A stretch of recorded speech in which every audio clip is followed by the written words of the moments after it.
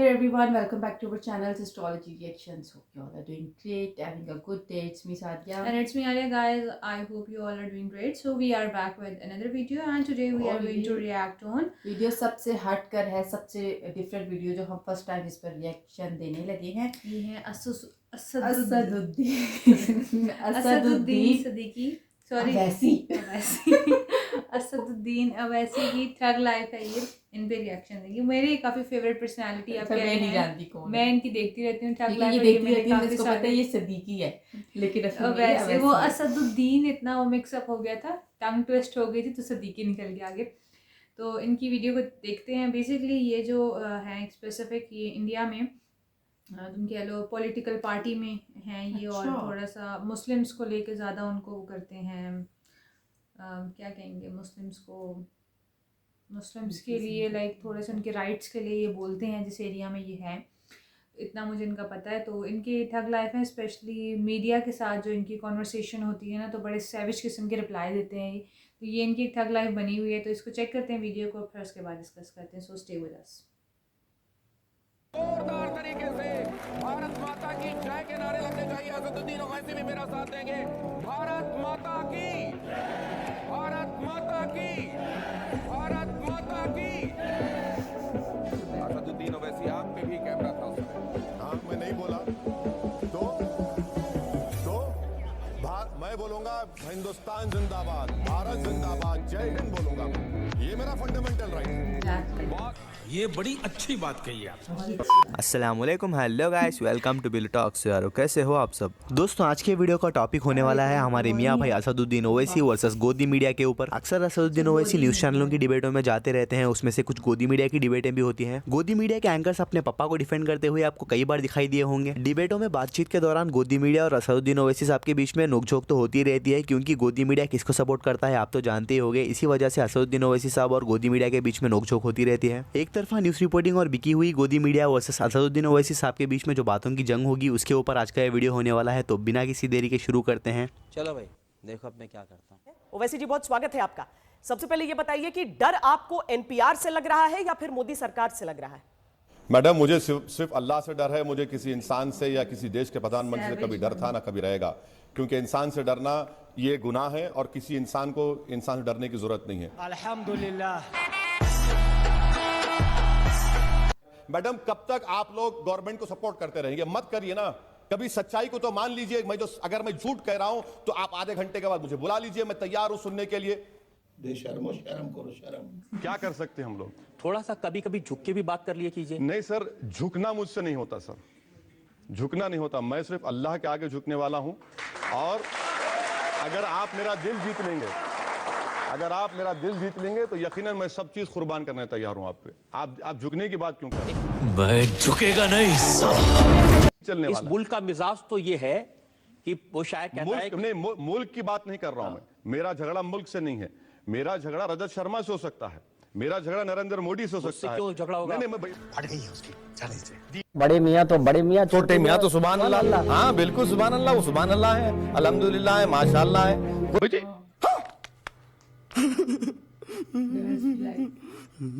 मगर क्यों? मैं आज भी मानती हूँ कि सभाला में लड़कियों के जाने का अधिकार है। आप बीजेपी के स्पोक्सपर्सन बन जा रही हैं। सुनिए, ये गलत है। वैसे साबरी माला का जजमेंट सवाल पसंद ना है तो नहीं, मुझे आपके हर सवाल पसंद है, मुझे आप पसंद है। कि आप कुर्ता पायजामा में कैसे जिम में काम कर। अब क्या करेंगे इन लोगों को? हम कह रहे हैं कि भैया आप आ जाइए, एक्सरसाइज करना है तो आपको कपड़े क्यों पहनना है? अब मैं तो मोदी जी की तरह, मेरे पास इतना बड़ा लॉन नहीं है कि मैं पत्थर पे कर लेट जाऊं।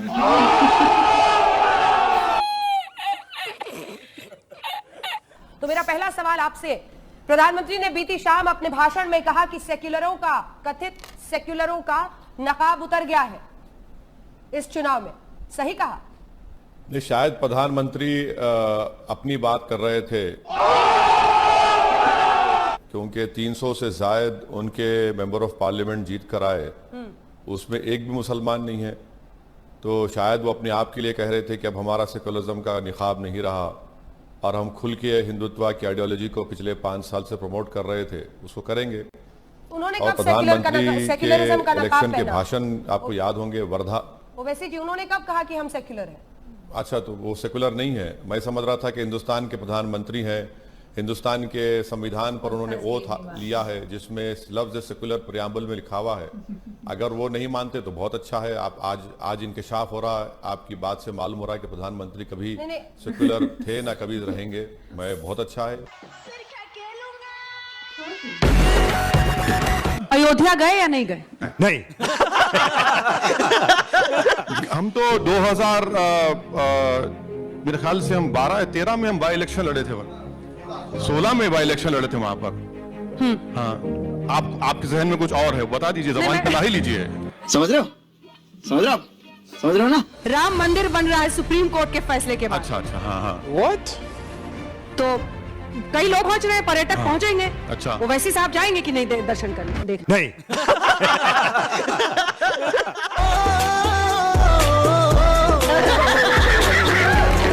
नहीं, मैं तो इस बारे में खुलकर कहा हूं और आज भी कह रहा हूं कि जब तक हम जिंदा रहेंगे, हमारी नस्लों को हम बताते रहेंगे कि आजाद भारत को धोखा देकर बाबरी मस्जिद को बीजेपी ने शहीद किया था। और सुप्रीम कोर्ट अगर वहां मस्जिद बीजेपी शहीद नहीं करती तो क्या ये आज का फैसला आता?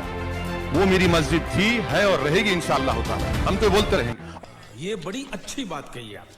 भारत माँ तो सभी के लिए है, उसकी जय बोलने में हर्ष क्या है? उसके लिए आपको कानून चाहिए। घर में अपनी माता को भी तो प्रणाम करते हैं सब। हाँ, जरूर मैं अपनी माँ को उनके पैर पड़ता हूँ, अपनी माँ से दुआ लेता हूँ और मुझे सिखाया गया है कि मेरी माँ के पैर के नीचे जन्नत है।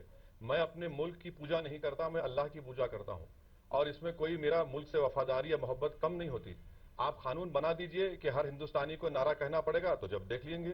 जब तक आप कानून नहीं बनाएंगे और मगर मैं नहीं बोलूंगा, आप कहने में बिना कानून के नहीं बोलूंगा, चाहे जिसने जो करना है वो कर ले। बिल्कुल। आप मेरा सवाल पर आता हूं। आपके साथी संसद में, आपके साथी योगी आदित्यनाथ उत्तर प्रदेश के नए मुख्यमंत्री बने हैं। भगवा दारी उत्तर प्रदेश का नया मुख्यमंत्री बना है। आप खुश हैं? नहीं। लेकिन आप खुश नहीं है, इसका मतलब योगी आदित्यनाथ के बनने से। मैं खुश हूं या नहीं खुश हूं, मगर आप तो बहुत खुश हैं। मुझे यकीन है कि आपने लड्डू खाए होंगे। आपको मुबारकबाद देता हूं। आप जिस तरह से सवाल कर रहे हैं, नहीं, आप यकीनन आप बहुत खुश हुए होंगे। आप मिठाई खाए होंगे। लोकतंत्र आपकी जमहूरियत है, आप लोकतंत्र बिल्कुल आप मिठाई आप खानी चाहिए जनाब। आपको भी लड्डू खाने चाहिए। जब वोट पड़ता है तो हम सबके लिए ऊपर होता है। वो सिर्फ मेरे लिए नहीं होता और आपके लिए नहीं होता। चुप कर बे कुत्ते। कि अब आप एक से भले दो हो गए हैं, लेकिन उसके बावजूद असदुद्दीन ओवैसी नाराज हैं, गुस्से में चल रहे हैं। क्यों? आपको तो लोगों ने एक से दो कर दिया है, फिर क्यों आपको लगता है कि लोगों के दिमाग को हैक कर दिया गया, रिग कर दिया गया? नहीं, आपको क्यों लग रहा है मैं नाराज हूँ? मैं तो कोई टॉनिक पीकर नहीं आया हूँ, खुश हूँ मैं तो। मस्त जोक मारा। साहब, मैं आपसे पूछना चाहती हूँ, जो दूसरे आपके एमपी आए वो महाराष्ट्र से आए हैं, तो इस बार महाराष्ट्र में आपके पर जो हैं थोड़े ज्यादा बड़े देखे जा सकते हैं? अरे मैडम, राजनीतिक उड़ान के लिए आपको इतनी तकलीफ क्यों हो रही है? पर निकल रहे हैं, आप पर काटना चाहते हैं क्या? नहीं, सवाल का तरीका भी अच्छा होना चाहिए। आप एक मौजूद चैनल के एक मौजूद एंकर हैं। आप इस तरह की अल्फाज मत करिए, पर निकल रहे हैं, क्या मतलब? मैं कह रही हूँ अगर मुस्लिम समुदाय की आधी आबादी को न्याय मिला है, उनकी आवाज को देश की सर्वोच्च अदालत ने सुना है, तो सर जोश के साथ आपको स्वागत करना चाहिए इस बात का। मैं तो सिर्फ इतना कहना चाह रही हूँ। मैडम, मुझे आपसे जोश सीखने की जरूरत नहीं है। सर, मैं सिखा भी नहीं रही हूँ, मैं तो निवेदन कर रही हूँ ओवैसी साहब। मैं सिर्फ आपसे यही कह रहा हूँ। मैं बिल्कुल मैं सीखने तैयार भी नहीं हूँ आपसे। ओवैसी साहब हर मुद्दे पर बेबाक आप राय रखते हैं, मोदी सरकार को घेरते हैं, सबके ऊपर कड़ी टिप्पणी करते हैं, लेकिन आज अगर खुशी का मौका है तो वो खुशी दिखनी भी तो चाहिए। बिल्कुल क्या करूं मैं खुशी दिखाने के लिए? बताइए, क्या है आपके पास खुशी का पैमाना? क्या है? क्या मुझे अब देशभक्ति, खुशी सब आप लोगों से सीखना पड़ेगा? नहीं सर। आप बताइए, आप वजीर आजम से पूछिए कि उनकी बीवी उनके घर में क्यों नहीं रह रही है। अरे बाप रे, ये तो धोती खोल रहा है। उस औरत का हक का क्या होगा? अब आप देखिए, अब आपके चेहरे का रंग कितना बदल जाता है। पूछते क्यों नहीं आप?